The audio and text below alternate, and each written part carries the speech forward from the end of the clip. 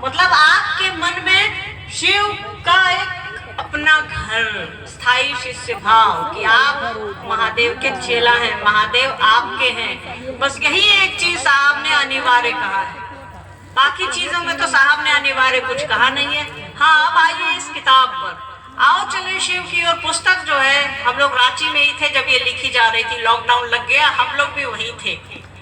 लगता था कि साहब लिख रहे हैं, पर लिखवा कोई और रहा था। निश्चित रूप से ये किताब हमारे आपके लिए शुभ है, तो हमारे आपके पास अगर ये किताब रहे तो हमारे आपके लिए अच्छा है। बाकी आपकी मर्जी है, आपके पास पैसे हैं तो खरीदिए, नहीं है तो मत खरीदिए। साहब ने अपने अंतिम शिव चर्चा में कहा है कि किताबें पढ़नी चाहिए हमको और आपको, साप्ताहिकी में पढ़नी चाहिए। तो इच्छा है तो खरीदिए, अच्छा लगेगा, बहुत अच्छी किताब है। दुनिया में इस महादेव पर इससे अच्छी किताब नहीं है।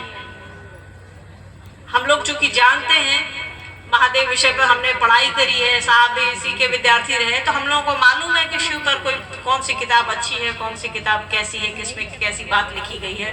तो आओ चले शिव की ओर पर। महादेव से रिलेटेड गुरु स्वरूप से और ईश्वर के रूप में, परमात्मा के रूप में, दोनों की बात आपको वहां मिलेगी। और सबसे बड़ी बात, साहब का पूरा अनुभव उसमें है, साहब के पूरी आध्यात्मिक यात्रा का निचोड़ उसमें है। साहब ने जो सोचा, साहब ने जो कहा, उसमें लिख दिया। तो अगर आपके पास इच्छा है, आपके पास पैसे हैं, तो खरीद सकते हैं।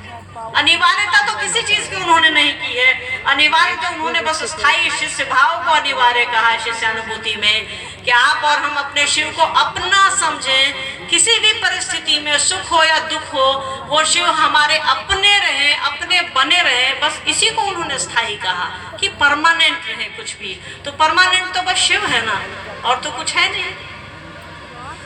जी, कुछ गुरु भाई मंच पर बैठकर अपना वर्चस्व बढ़ाते हैं, दूसरे गुरु भाई बहन की निंदा करते हैं।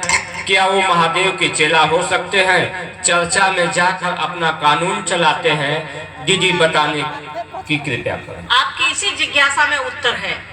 सब कुछ वो कर रहे हैं, कानून चला रहे हैं, कुछ बोल रहे हैं, अपने आप को बाबा समझते हैं, तो क्या वो शिव शिष्य है? जब आप ही प्रश्न चिन्ह लगा दिए तो दोबारा हम भी प्रश्न चिन्ह लगाए। आपने ही अपनी जिज्ञासा को उत्तर दे दिया है।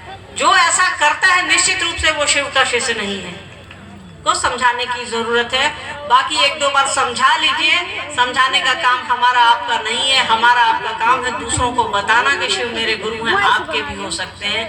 महादेव पर और साहब दीदी पर छोड़ दीजिए, उन पर छोड़िए ना। उन पर छोड़िएगा तो समस्याएं अपने आप खत्म होने लगेगी। अपने करिएगा तो दिक्कत है, अपने करिएगा तो भाई बहुत समस्याएं हैं। अपनी बात, मेरी बात तो मेरा बच्चा जो अभी 14 साल का भी नहीं हुआ है, अक्षर से नहीं मानता। आपके बच्चे भी आपकी बात नहीं मानते होंगे, आपके रिश्ते में भी आपकी बात नहीं मानी जाती है, उनकी बात आप नहीं मानती होंगी। तो कहां से हम आप एक दूसरे की बात मानेंगे? बस महादेव और साहब दीदी के भरोसे छोड़ दीजिए।